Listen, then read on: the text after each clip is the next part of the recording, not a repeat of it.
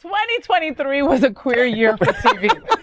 You used to have to search far and wide to find a quality queer television show, but that's not true anymore. You can search most major networks and streamers and find something that you'll like that has queer content in it. Here are a few of the favorite queer shows of 2023. Fellow Travelers, right? Got a lot of love recently. Yeah. Grease, Rise of the Pink Ladies. High School Musical, The Musical. The Series, Season 4. It's the stupidest thing. Our Flag Means Death, Season 2. Dead Ringers, The Other Two, Season 3. The White Lotus, Season 2. The Last of Us and The Ultimatum, Queer Love.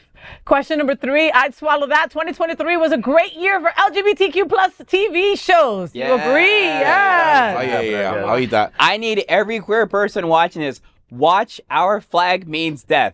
Please, for the love of God. Can you give me a synopsis of what Our Flag Means Death Volume 1 was? Synopsis means a short summary. Not the Trinity version. So imagine a pirate show, right? A pirate show, a comedy, a dark comedy pirate show where Blackbeard and the main protagonist who's leading another ship turn out to be lovers.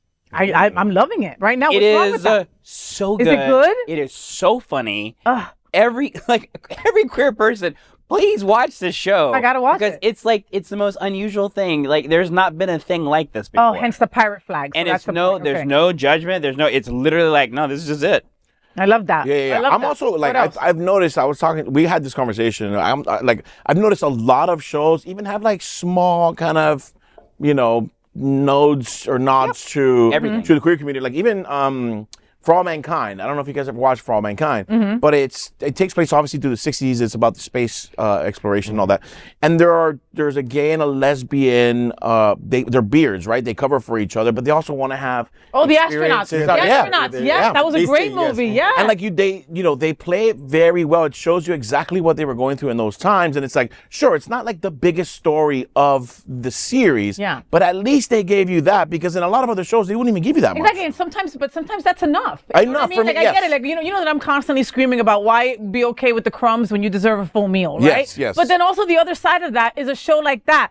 And I think Trini was talking about another show similar, that it's not like you're going to make the big thing about they're gay. We have to show that they're gay and they're together. No, it's just understood like it is in real effing life. Exactly. But why are we on season 2, season 5? We're just late to the party. They're just inviting us in late to the party. So I mean, Do they still have the flag? Oh, yeah. But there's also another show called Test that I think is an awesome one that we should all look at, because it kind of talks, we often talk about history at this table and how we need to remind the young folks about the history that we've gone through, especially as it related to HIV and AIDS and getting tested and sitting in a long hallway and you waiting for a number to be called and walking into that room and what love looks like. And so I think that's one thing that we also should encourage everyone to look at. It's a sin. Go watch it. It's a sin.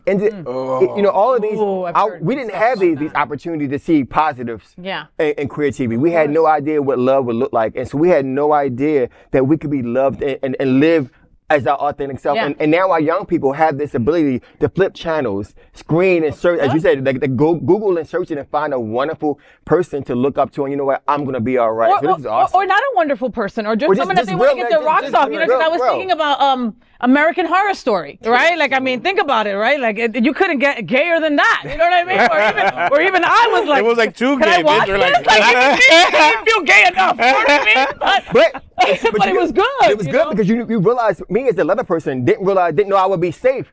Because in the 90s, colorful wasn't safe, but now they gave a wonderful spectrum of all leather folks in New York. They didn't kill the leather people. They didn't kill the people. So all that's great. Like, he was the killer.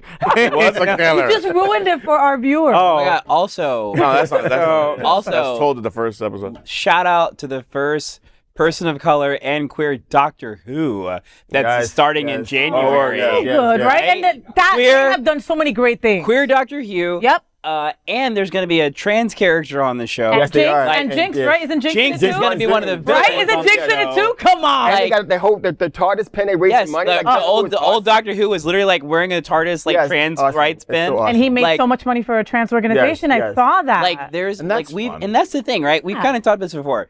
We've reached a point, and it's not a point of being like we can breathe easy, but we've reached a point culturally where a lot of people who are the change makers have just said, yeah, we're not doing this anymore. Like, we're going to be here and you guys can catch up when you're ready to catch up. We're gonna keep on doing what we're doing. We're gonna keep on This doing. content's still gonna come out. I took a half a shot. Okay. I actually took a whole shot because of We know. Because but there's- like the half shot part of it is because I do think that there's a ton of gay content now on all the platforms, and there's a lot of visibility, and I love that. I just think that the shows in general are trash.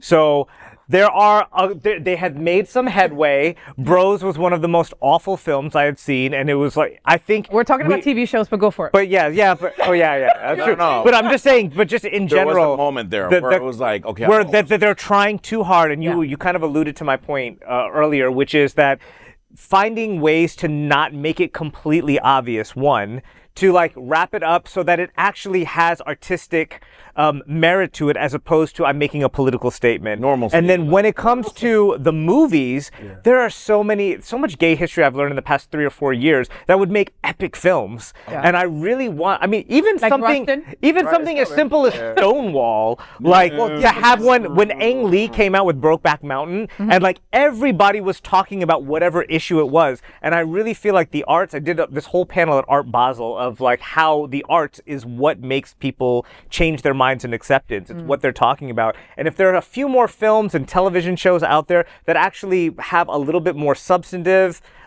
themes to it and is well done. I mean, I want Martin Scorsese to do something that's okay.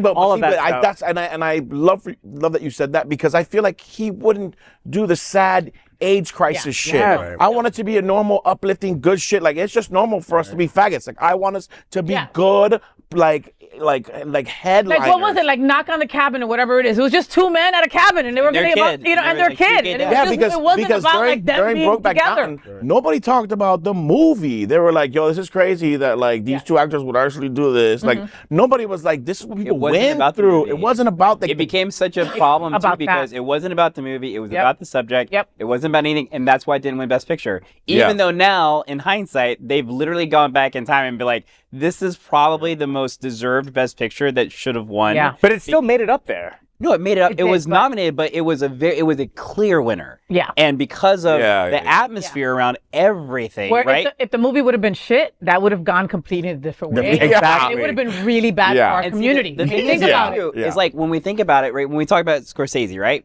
Here's the problem with that same theory is that we're now at a point where if Scorsese were to do something like that, culturally, we'd also have a problem with that because Scorsese is not a queer person. Not me. So, I would no, never- not you, but I'm saying in general, we are now, these things that we're talking about right now, that's how we're fostering the next generation that's going to be able to make those things and be able to make these types of movies is because they have to start somewhere and they don't just, funding for movies doesn't come out of anywhere. No. And I think like Dan Levy, for example, right? Doing Schitt's Creek. He has that beautiful movie that's coming out soon that looks heartbreaking, but it's like little things like that. It has to start somewhere. And so you have to support it because if you don't support the first part, you're not going to get to the second part. And I think that's, we're starting to see, especially this year, there is a lot of content out there that is not terrible. It's actually quite well written and well acted. It's just sometimes the subject matter, it's almost too mundane for people. Got it. It's like little stories about life. What does that do for people? A lot I'll of times, do a horror movie or some crazy shit. You need it all. You need it need a all. bit of It is everything, good. You know?